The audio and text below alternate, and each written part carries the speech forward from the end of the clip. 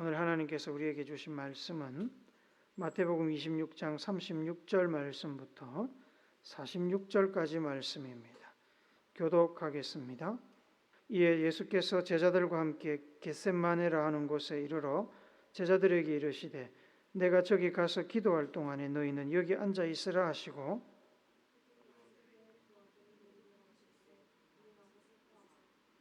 이에 말씀하시되 내 마음이 매우 고민하여 죽게 되었으니 너희는 여기 머물러 나와 함께 깨어 있으라 하시고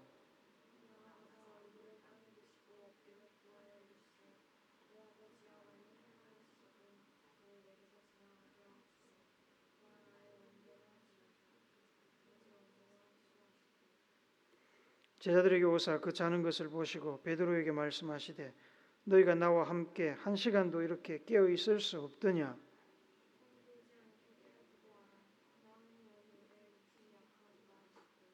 다시 두 번째 나아가 기도하여 이르시되 내 아버지여 만일 내가 마시지 않고는 이 잔이 내게서 지나갈 수 없거든 아버지의 원대로 되기를 원하나이다 하시고 그들을 두시고 나아가 세 번째 같은 말씀으로 기도하신 후에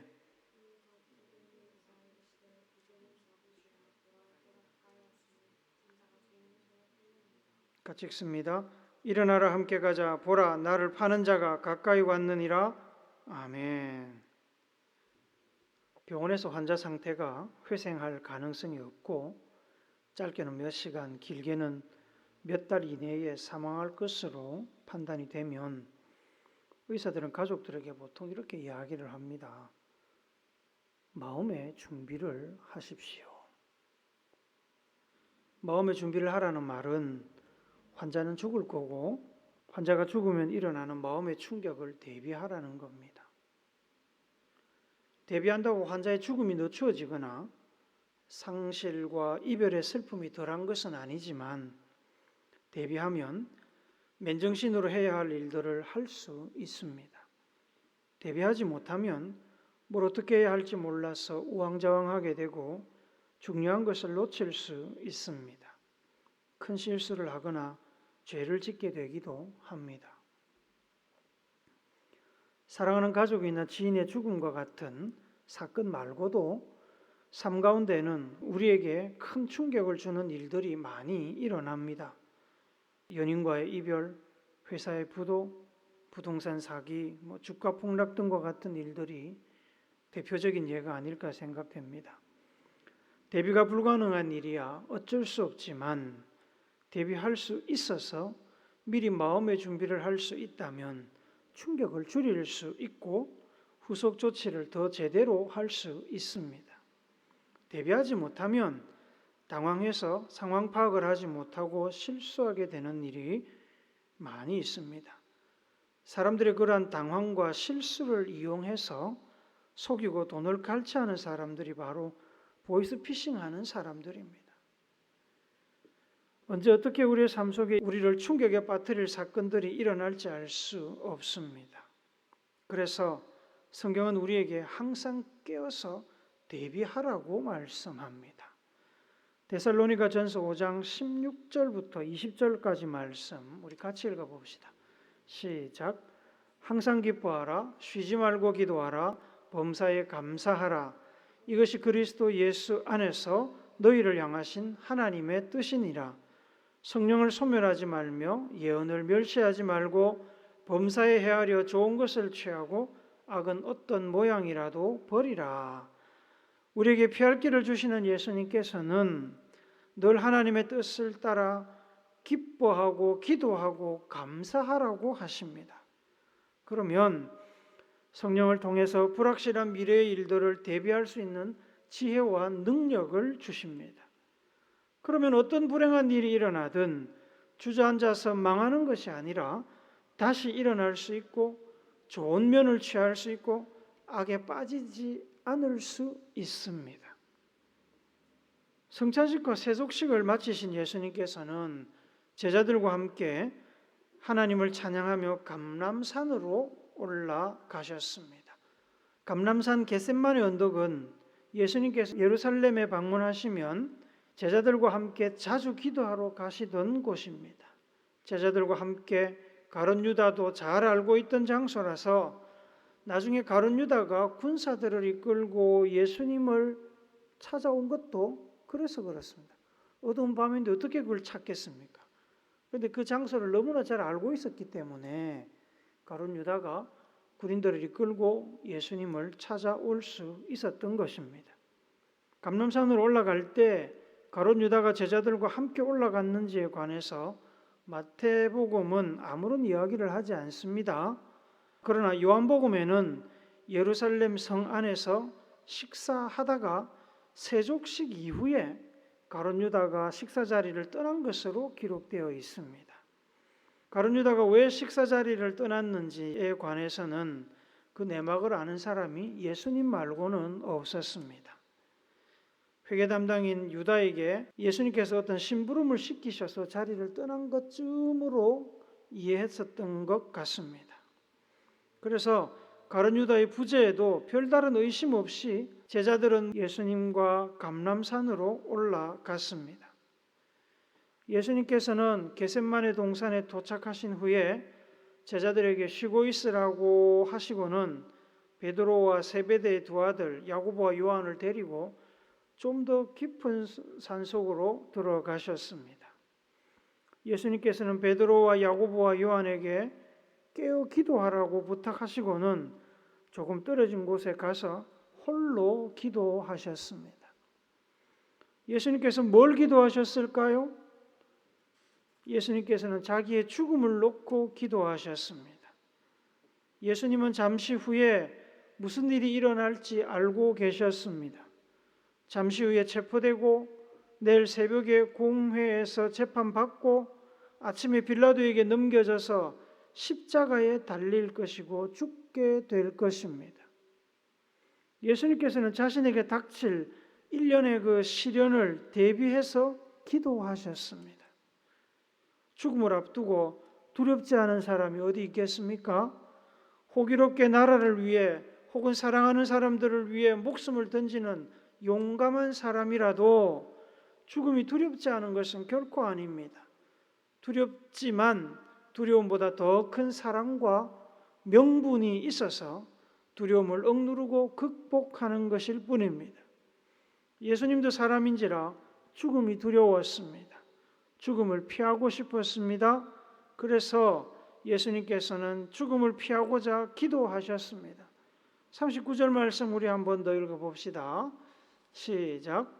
조금 나아가서 얼굴을 땅에 대시고 엎드려 기도하여 이르시되 내 아버지여 만일 할만하시거든 이 잔을 내게서 지나가게 하옵소서.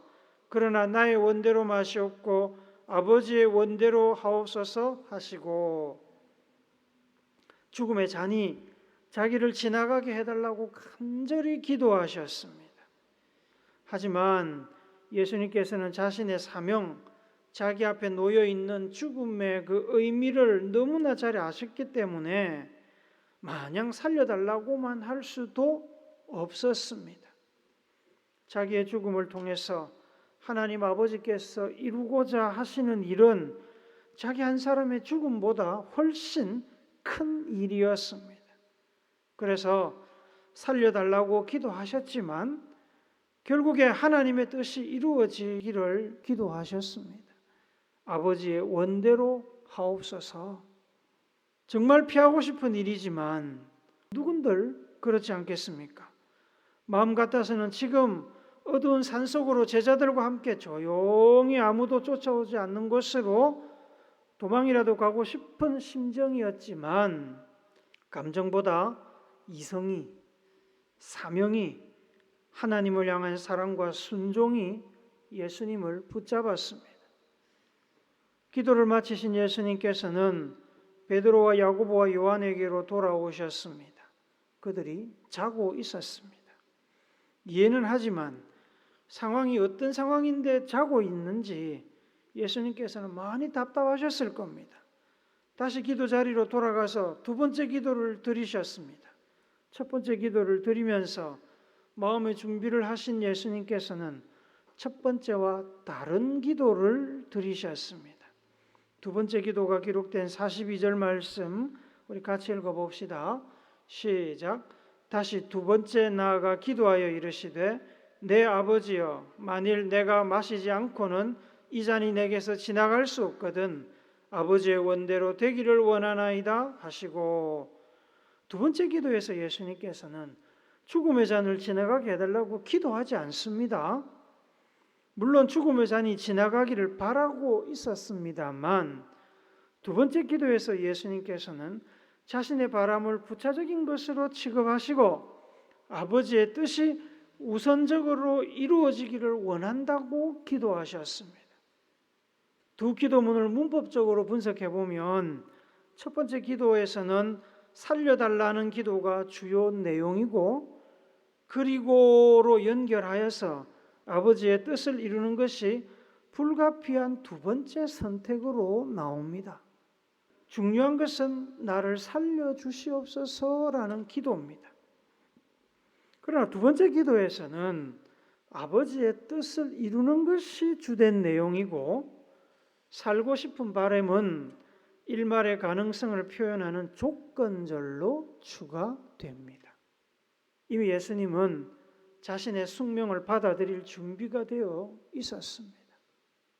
세 번째도 같은 기도를 하셨습니다. 하나님의 뜻이 자신의 실수로 망쳐지지 않도록 기도하면서 마음을 다잡으신 것으로 생각됩니다. 자기의 죽음이 하나님의 뜻을 이루는 거룩한 제사가 되도록 두려움을 극복하고 죽음을 담대하게 받아들일 준비를 확실히 하신 겁니다. 처음에 기도하러 가실 때 예수님께서는 죽음에 직면한 자기 상황이 너무나 힘들었습니다. 그래서 베드로와 야고보와 요한에게 자기가 기도하는 동안에 함께 깨어 있으라고 당부합니다. 38절 한 번 더 읽어봅시다. 시작. 이에 말씀하시되 내 마음이 매우 고민하여 죽게 되었으니 너희는 여기 머물러 나와 함께 깨어 있으라 하시고, 자기와 함께 깨어 있으라 하는 부탁은 함께 기도해 달라는 부탁입니다. 기도하지 않을 것이면 제자들이 잠을 자든 깨어 있든 무슨 상관이겠습니까?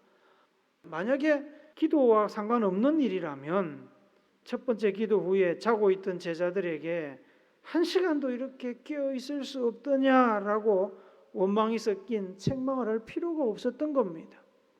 다른 제자들은 두고 세 사람을 특별히 택해서 자기가 기도하는 곳 가까운 곳에 두신 것은 같이 기도해 주기를 바라는 마음에서였습니다.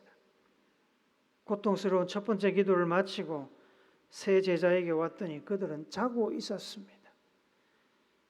피곤해서 그랬습니다만 죽음을 앞둔 스승이 땀방울이 핏방울이 되도록 기도하고 있는데 아무리 피곤해도 그렇지 생사가 달린 일인데 잠을 자고 있었으니 예수님의 마음이 얼마나 상했겠습니까? 여러 번 죽음을 예견하시고 저녁 식사 때는 누군가 예수님을 팔 것이고 제자들은 모두 예수님을 버릴 것이라는 말씀도 하셨는데 그 상황에 잠이 왔을까요? 특히 베드로와 야고보와 요한 이 세 사람은 예수님의 최측근이었는데 말입니다. 그런데 그런 제자들을 바라보는 예수님의 마음은 단지 서운함이나 답답함 그리고 원망만 있었던 것은 아닙니다. 사실 그러한 아쉬운 감정보다 연약한 제자들을 향한 연민으로 예수님의 마음은 가득 차 있었습니다. 41절을 한 번 더 읽어봅시다. 시작. 시험에 들지 않게 깨어 기도하라. 마음에는 원이로되 육신이 약하도다 하시고, 이미 경고한 대로 그 밤에 제자 중에 하나가 예수님을 팔고 제자들이 모두 예수님을 배신할 것이라는 말을 들었으면 예수님께서 기도로 자신의 비극을 대비하신 것처럼 제자들도 기도하면서 자신들의 비극을 대비해야 됐습니다. 기도로 대비하여서 마음으로 준비해야 두렵고 놀랍고 흥분해서 본능적으로 예수님을 배신하는 그 실수를 막을 수 있고, 실수를 하더라도 완전히 넘어지지 않고 다시 일어설 수 있기 때문에 시험에 들지 않게 깨어 기도하라고 예수님께서는 당부를 하셨습니다. 요한복음 13장 1절에 보시면 최후의 만찬 사건을 기술하면서 당시에 예수님의 마음 상태를 이렇게 표현을 합니다. 13장 1절 같이 읽습니다. 시작. 유월절 전에 예수께서 자기가 세상을 떠나 아버지께로 돌아가실 때가 이른 줄 아시고 세상에 있는 자기 사람들을 사랑하시되 끝까지 사랑하시니라. 예수님께서는 자기 앞에 닥친 죽음으로 인해 매우 힘들었음에도 제자들을 끝까지 사랑하셨습니다. 당신이 힘들다고 제자들을 사랑하는 것을 포기하지 않으셨다는 말입니다. 그래서 기도하며 죽음을 대비하는 그 힘든 상황 속에서도 제자들을 챙기셨습니다.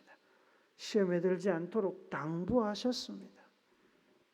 누가복음은 예수님께서 3번 기도했다는 말을 하지 않습니다만 누가복음 22장에 보면 예수님께서 기도하시는 모습을 마태복음보다 훨씬 구체적으로 이야기를 하고 있습니다. 그리고 그 예수님의 기도 앞뒤로 제자들을 향해 2번이나 깨어서 기도할 것을 당부하시는 말씀을 기록하고 있습니다. 누가복음 22장 40절, 46절을 우리 같이 읽습니다. 시작. 그곳에 이르러 그들에게 이르시되 유혹에 빠지지 않게 기도하라 하시고 46절 이르시되 어찌하여 자느냐 시험에 들지 않게 일어나 기도하라 하시니라. 마태복음은 깨어 있으라고 말씀하신 것으로 기록하지만 누가복음은 기도하라고 말씀하셨다고 기록합니다. 그 깨어 있으라는 그 말이 결국 기도하라는 뜻이었다는 겁니다. 또한 마태복음에는 베드로와 야고보와 요한 3사람에게만 기도할 것을 당부하지만 누가복음에는 모든 제자들에게 기도할 것을 당부하시는 것으로 나옵니다. 안타까운 것은 예수님의 당부는 받아들여지지 않았습니다. 기도하라는, 깨어서 기도하라는 그 예수님의 당부는 받아들여지지 않았고 모든 제자들이 졸다가 그날 밤에 일어날 일을 대비하지 못했습니다. 예수님이 체포되실 때 그들은 놀라서 뭘 어떻게 해야 될지 몰라서 본능적으로 자기 목숨 건지기 위해서 다 도망가 버리고 말았습니다. 두려움에 다 배신했습니다. 한 사람도, 단 한 사람도 제자로서의 의리를 지키면서 예수님과 함께 체포되어 간 사람이 없습니다. 내가 주를 위하여 죽겠습니다라고 얘기했던 사람들이 단 한 사람도 같이 체포되어 간 사람이 없었습니다. 그들은 너무 놀랬고 충격을 받았고 어떻게 해야 될지 몰랐습니다. 대비하지 않았기 때문에. 우리는 여러 가지 목적으로 기도합니다. 가장 흔히 하는 기도가 뭡니까? 바로 자기의 이익을 위해서 무엇인가를 얻고자 하는 기도입니다. 마태복음 7장 7절 말씀 같이 읽습니다. 시작. 구하라 그리하면 너희에게 주실 것이요 찾으라 그리하면 찾아낼 것이요 문을 두드리라 그리하면 너희에게 열릴 것이니 우리가 하나님을 아버지로 여긴다면 우리는 아버지 하나님께 구하는 기도를 드리는 것이 당연하고 마땅합니다. 우리가 우리 스스로를 위해서 뭔가를 구하는 기도를 드리는 것은 지극히 정상적입니다. 해야 되는 겁니다. 모든 부모가 그렇듯이 자기 백성들을 사랑하시는 하나님께서는 백성이자 자녀된 우리가 허물 없이 하나님께 무엇인가를 달라고 기도하라고 지시하시고 명령하시고 당부하셨습니다. 자기를 위해서 구하는 기도, 다음으로 우리가 많이 하는 기도는 누군가를 위한 중보기도입니다. 야고보서 5장 16절 말씀 읽어봅시다. 시작. 그러므로 너희 죄를 서로 고백하며 병이 낫기를 위하여 서로 기도하라. 의인의 간구는 역사하는 힘이 크니라. 서로 기도해라. 서로를 위해서 기도해 줘라 이 말이죠. 마태복음 5장 44절도 읽습니다. 시작. 나는 너희에게 이르노니 너희 원수를 사랑하며 너희를 박해하는 자를 위하여 기도하라. 내가 아닌 누군가 다른 사람의 이익을 위해서 하나님께 기도하는 것, 하나님께 비는 것입니다. 그 누군가는 보통 기도하는 사람과 가까운 사람, 친한 사람 혹은 사랑하는 사람입니다만 예수님께서는 원수와 박해자를 위해서도 기도하라고 하셨습니다. 마음에 들지 않아도 투표하지 않았어도 권세 잡은 자들을 위해서 기도하라고 하셨습니다. 남들을 위한 기도는 사랑의 표현이지요. 사랑이 없으면 남을 위해서 우리는 기도할 수 없습니다. 오늘 예수님께서 기도하신 것과 제자들에게 기도를 당부하신 것은 단순히 자기를 위한 기도나 남을 위한 기도가 아니라 미래의 일을 대비하는 기도입니다. 우리는 이 기도를 소홀히 할 때가 있습니다. 좋은 일이든 나쁜 일이든 미래에 일어날 일들을 위해서 기도하는 것은 미래를 대비하는 겁니다. 미래의 일로 인해서 믿음이 흔들리거나 실수하거나 하나님의 뜻을 거스르지 않기 위해 마음의 준비를 하며 하나님의 인도를 구하는 것이 미래를 대비하여 기도하는 겁니다. 미래의 일을 대비하여 기도하지 않으면 어떻게 됩니까? 기도하지 않으면 염려하게 됩니다. 걱정하게 됩니다. 하나님의 뜻을 구하지 않고 인간적인 방법으로 어려움을 해결하려고 노력하게 됩니다. 그래서 빌립보서 4장 6절에서 하나님께서는 성도들을 향해 이렇게 당부하십니다. 같이 읽습니다. 시작. 아무것도 염려하지 말고 다만 모든 일에 기도와 간구로 너희 구할 것을 감사함으로 하나님께 아뢰라. 염려하지 말고 걱정하지 말고 모든 일을 기도해라. 감사함으로 하나님께 아뢰라. 미래를 위해서 대비하고 준비할 때 걱정, 근심, 염려하지 말고 하나님께 기도하라고 하십니다. 그러면 어떻게 됩니까? 이어지는 빌립보서 4장 7절 말씀 같이 읽습니다. 시작. 그리하면 모든 지각이 뛰어난 하나님의 평강이 그리스도 예수 안에서 너희의 마음과 생각을 지키시리라. 구체적인 기도의 제목을 들어주시는 것은 하나님의 뜻에 달려 있습니다. 우리의 바람보다 하나님의 뜻이 더 중요합니다. 다만 우리가 미래를 대비하여 기도하면 결과야 어찌 되었든 간에 결과가 어떻게 나오든지 간에 하나님께서 우리의 마음과 생각을 지키시고 우리에게 평안을 허락하십니다. 빌립보서 4장 7절이 그 말씀을 하지 않습니까? 기도하면 하나님께 아뢰면 모든 지각에 뛰어난 하나님의 평강이 마음과 생각을 지켜준다. 결과야 어떻게 됐든지 간에 아무리 힘들고 충격적인 일들이 우리 앞에 놓여 있다고 해도 마음과 생각을 지켜주셔서 흔들리지 않게 하시고 평온하게 하실 것이고 우리가 마땅히 해야 할 일, 믿음의 사람으로서 보여주어야 할 적절한 행동을 하게 하십니다. 충격받고 당황해서 뭘 어찌할지 몰라 본능대로 행동하지 않게 하십니다. 실수하지 않게 하시고 죄짓지 않게 하십니다. 갈 길을 보게 하시고 하나님의 뜻을 생각나게 하시고 순종하게 하십니다. 기도로 대비하면 그렇게 하십니다. 사랑하는 우물교회 성도 여러분, 주 품에라는 찬양 가사에 보면 주 품에 품으소서 능력의 발로 덮으소서 거친 파도 날 향해 와도 주와 함께 날아오르리 폭풍 가운데 나의 영혼 잠잠하게 주를 보리라. 거친 파도가 아무리 우리를 향해 와도 우리가 이미 주님 품에 안겨서 주의 능력의 팔을 의지해서 기도하고 대비했기 때문에 우리의 영혼은 잠잠하게 주를 볼 수 있게 된다는 겁니다. 어떻게 하면 이 노래 가사처럼 될 수 있다고요? 어떻게 하면 거친 파도가 와도 폭풍이 일어나도 잠잠할 수 있으며 주님만 바라볼 수 있다고요?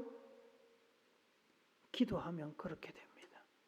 앞날을 대비해서 기도하며 앞날을 주님께 맡기면 하나님의 능력의 팔이 우리를 품으시고 붙드시고 마치 수면에는 폭풍이 쳐서 배가 뒤집히고 해일이 나고 난리가 났는데 물속은 아무런 미동도 없이 잠잠한 것처럼 평안을 주십니다. 기도하면 그렇게 하십니다. 하나님의 아들이신 예수님도 자기 앞에 다가온 죽음의 공포를 이기기 위해서 그리고 하나님의 뜻을 이루기 위해서 간절히 기도하신 뒤에 평안을 얻으셨고 그 평안한 가운데 제자들을 돌아볼 여유를 가지신 겁니다. 기도하는 여러분 되시기를 축복합니다.